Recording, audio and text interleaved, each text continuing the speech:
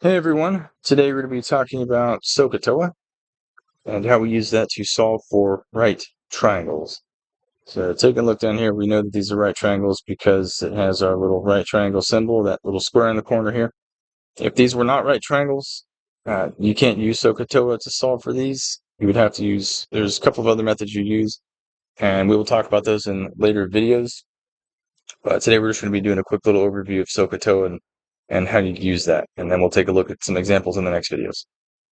So taking a look here, we broke it apart into three acronyms. So we have SO, CA, and TOA, and those correspond to these three equations. So we have this equation here, CA, we got this equation here, and our TOA is this one here.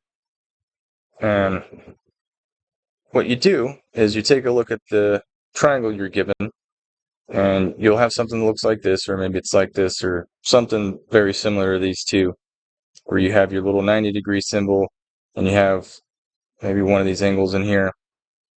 And let's just use this one here for reference. So let's say you're given this little angle here. The symbol here is called theta, and that's just a symbol to represent degrees or an angle here. And what you want to do first is determine which sides are which. So you want to label your sides. So I already did it here for you. So looking at our angle and then our longest side of the triangle, that'll be what's called the hypotenuse. Hypotenuse is always the longest side of your triangle here. So I'm just going to call this H for short. And then looking again, we're going to now look opposite of our angle.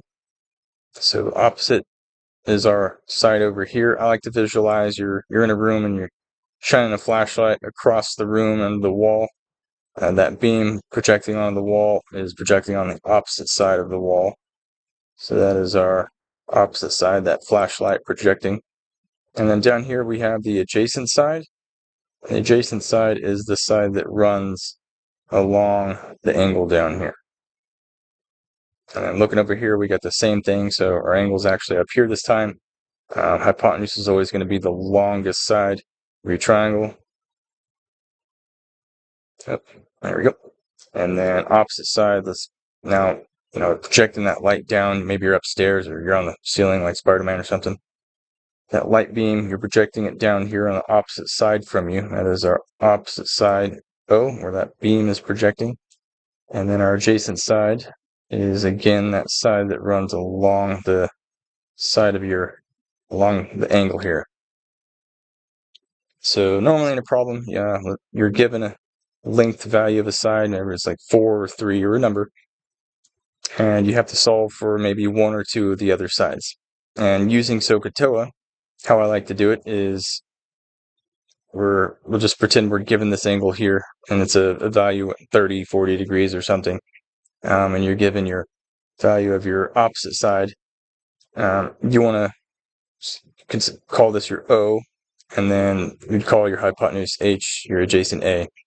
And then, so if I know my O, but I do not know my hypotenuse or adjacent sides, you need to solve for these. And it doesn't matter which one you solve first, you'll get the same answer. It just determines which equation you use. So if I have my opposite side, which is my O, I have my O, and let's say I just want to solve for the hypotenuse first. So I have an O, I need my H. I'll look up here at which equation uses the O and the H. So looking over here at the SO equation, I have my O for opposite, and it also has the H, which is what I need here in the denominator. And all you do is you plug in all the values of what you're given and just keep your H as the variable and the denominator in this case, which is what you need to solve for. And then you just simply use some algebra to rearrange this equation to get the hypotenuse by itself to solve for that value. And then once you have that value, you could write it in and start filling in your triangle here if you need to. And you just do the same exact thing for the adjacent. And when it comes to the adjacent, now you can actually have a little bit more flexibility in which equation you want to use. So if I wanted to solve for my A, I need an equation that has an a in it, so that would leave either the SOHCAHTOA equation or the TOA equation. And if I wanted to use the opposite, my value for the opposite again, I can go ahead and use the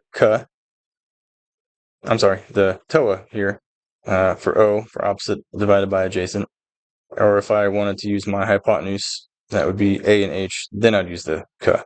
And then same thing, you would just plug in all the values of what you're given, and then leave that variable for the adjacent is A, and then you just multiply both sides by the hypotenuse using algebra to get it by itself, and then solving that in, plugging it into a calculator will give you your value for your adjacent side. So first step should always be to confirm that you have a right triangle.